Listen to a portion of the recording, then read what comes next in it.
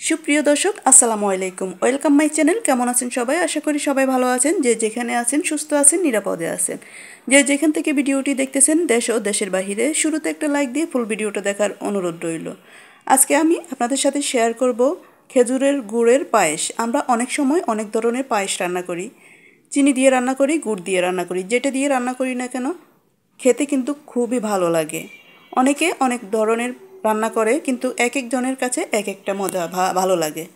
আর শীতের মৌসুমে ঘরে ঘরে খেজুরের গুড়ের পায়েস অথবা খেজুরের রসের পায়েস তৈরি করা হয়। এক একজন এক এক ধরনের রান্না করে। তো আমি আপনাদের সাথে শেয়ার করব আমি কিভাবে রান্না করেছি। খেতে যেমন মজাদার, তেমনি দেখতেও কিন্তু অসাধারণ, খুবই ভালো লাগে খেজুরের গুড়ের পায়েস অথবা খেজুরের রসের পায়েস। তো আমি শুরুতে এখানে 1 কাপ পরিমাণ চাউল নিয়ে নিলাম। এই কাপে 1 কাপ পরিমাণ চাউল নিয়ে নিলাম। এখানে চিনি গুঁড়ার চাউল ব্যবহার করেছি।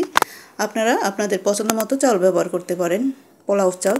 তো এখন ভালোভাবে পরিষ্কার করে ধুয়ে আমি বসিয়ে দিলাম। এখানে একটা তেজপাতা, 3 টুকরো দারচিনি, 3টা এলাচ দিয়ে দিলাম সামান্য পরিমাণ লবণ। এখন সিদ্ধ করে নিব। তো আমি এখানে সামান্য লবণ দিয়ে শুধু সিদ্ধ করে নিয়েছি।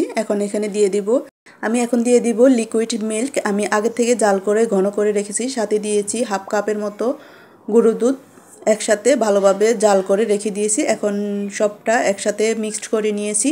সেই সাথে দিয়ে দিব আমি এখানে খেজুরের রসের যে গুড়টা, লিকুইডটা আমি এনেছি, লিকুইডটাই ব্যবহার করব। তো আমি যতটুকু পরিমাণ মিষ্টি প্রয়োজন আমি অতটুকু পরিমাণ গুড় দিয়ে দিলাম এখানে।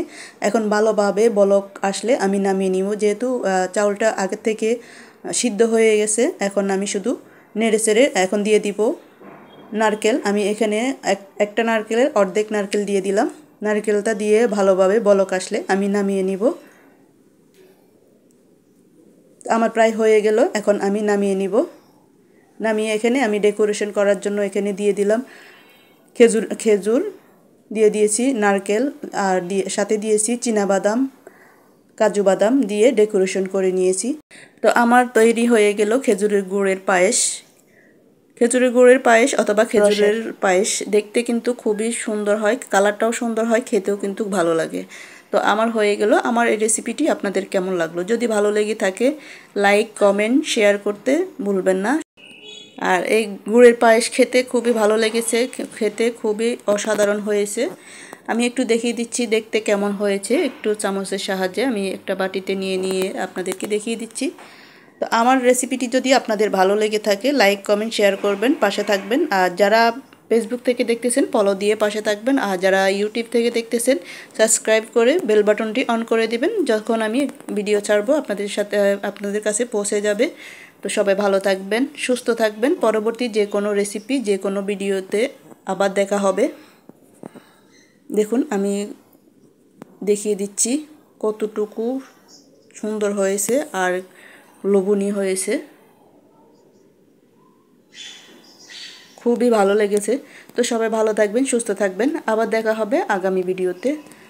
আল্লাহ হাফেজ, আসসালামু আলাইকুম।